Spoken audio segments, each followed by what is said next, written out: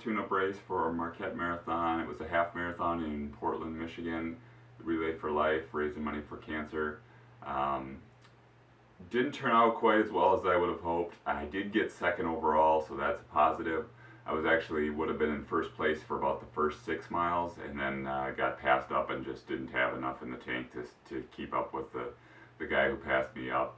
I went out a little too fast, and just I think between not tapering and the weather and maybe even recovering from my cold, I just didn't have it today to maintain my usual pace. The frustrating part was I was like 4 minutes off PR pace, and if I had been anywhere close to that, I could have taken first overall. So that was a bit of a disappointment, but it is what it is.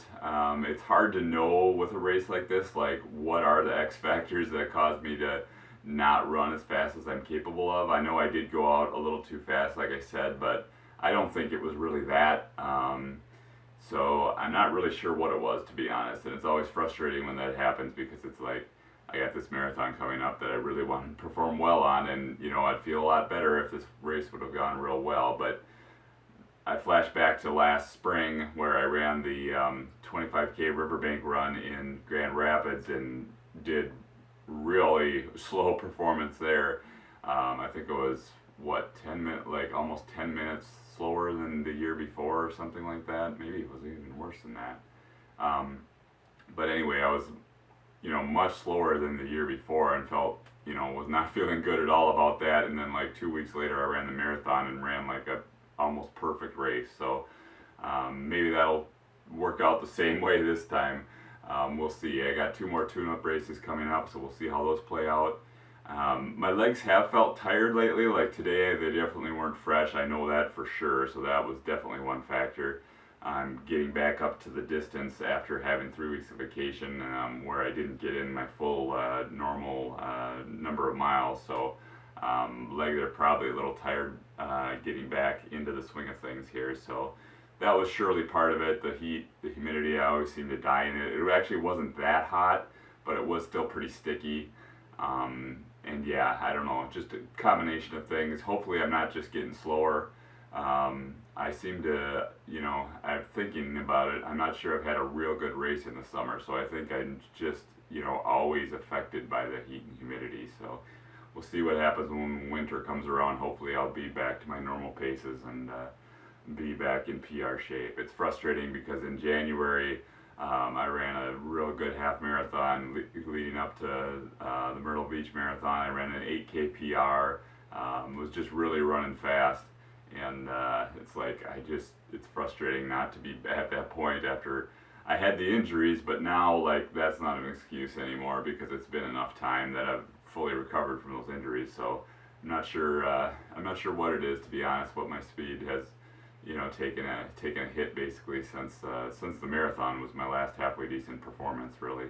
I'm gonna look into running like I think it's supposed to be like an 8 to 12K in 2 weeks, and then another one 2 weeks after that, and then 2 weeks after that is the goal marathon in Marquette. So we'll see how that plays out. But yeah, again, I came in second overall. I got first in my age group. Would have had a shot at first overall, which would have been really nice, but I just couldn't quite pull it off. The course was actually pretty darn nice. I liked it. It was mostly on a riverbank trail, so it was nice, and for the most part we weren't running through intersections and stuff like that. It was a nice trail, good condition. I don't know if I'd quite say it was hilly, but there definitely were some hills, some inclines and declines, but nothing, to really scare you off or anything like that. It definitely, there weren't, huge hills or anything like that. So just some varied terrain, which can even work out to your advantage sometimes because it uses different muscles going uphill and downhill and that kind of thing. So you kind of can level out the wear and tear on your muscles, but it's definitely not like a super flat pancake flat course, PR type of course, but it was really, most of it was in the shade, most of it was, like tree lined, and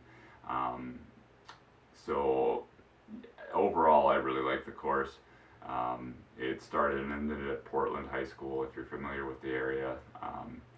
So that's about it. Nothing too exciting really happened. Like I said, I went out too fast. I think my first mile was like at 6:30 pace or something like that. So that was definitely a little bit too fast, especially in retrospect.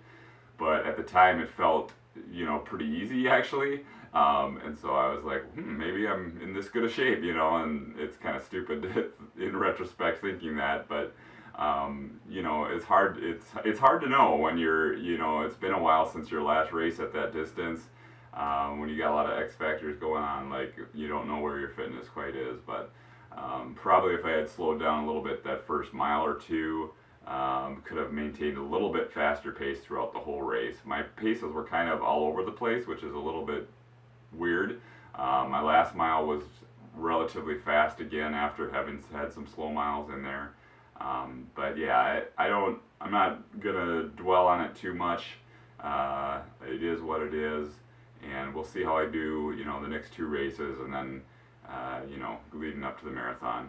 So, thanks for watching. I got a shoe review coming out right after this, and we'll probably have another shoe review coming out right after that, and then a couple more race reviews, previews, and the Marquette Marathon, my big BQ attempt. So thanks for watching. Subscribe if you like the content, and I'll be back soon.